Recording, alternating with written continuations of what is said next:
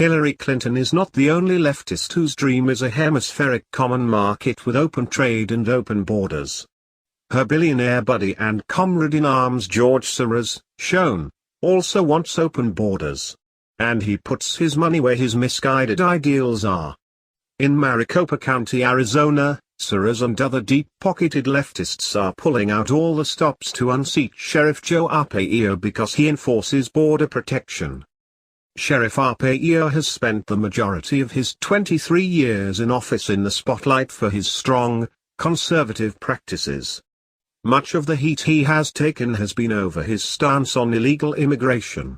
Arpaio began focusing on the myriad legal problems associated with illegal immigrants in 2005.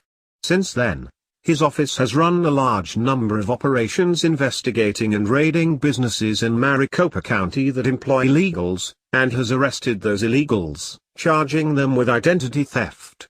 Arpaio's office also conducts sweeps and raids of day labor sites.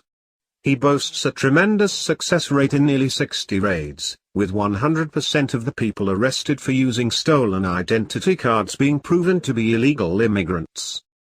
The philosophy behind Arpaio's law enforcement efforts is simple: since a disproportionate percentage of crime is committed by illegals, arresting them for using stolen identities, which they do to appear legal, before they commit other crimes reduces overall crime and serves the public interest.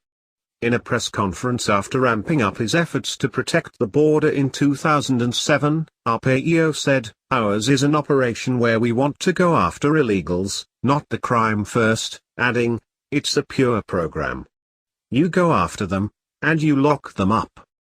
Of course, this runs 180 degrees opposite the liberal agenda of Soros and company. It goes directly against the grain of two of the left's golden calves: open borders and law enforcement reform. As the New American reported in September, Soros and his ilk have committed more than $100 million to the Black Lives Matter (BLM) movement in a concerted effort to wage a war on police. In the case of Arpaio, Soros has spent $2 million of his own money putting together a pack to attack the sheriff and support his Democratic opponent, Paul Penzone.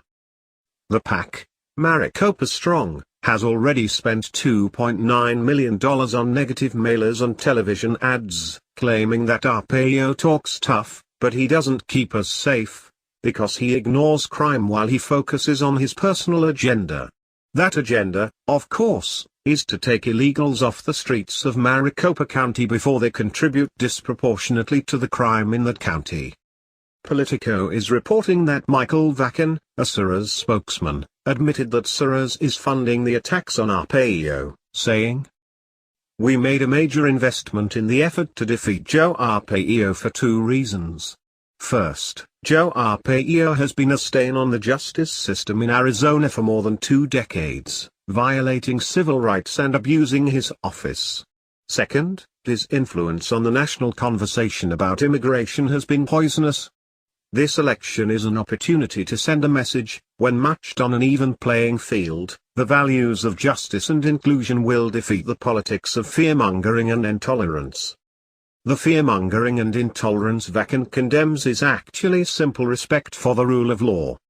Penzone ran against Arpaio in the last election on the platform of reversing the trends Arpaio has worked to put into play, but was unable to defeat the man who has spent more than 2 decades protecting the citizens who have continued to re-elect him. In this election, though, thanks in no small part to the anti-police rhetoric of Soros-funded BLM, Arpaio may have a closer race on his hands. The well-funded attack orchestrated by Maricopa Strong may be enough to tip the scales. If so, the influx of illegals, and the crimes they will commit, will likely destroy the relative peace and law and order enjoyed by the citizens of Maricopa County. Maricopa Strong will make Maricopa weak on crime.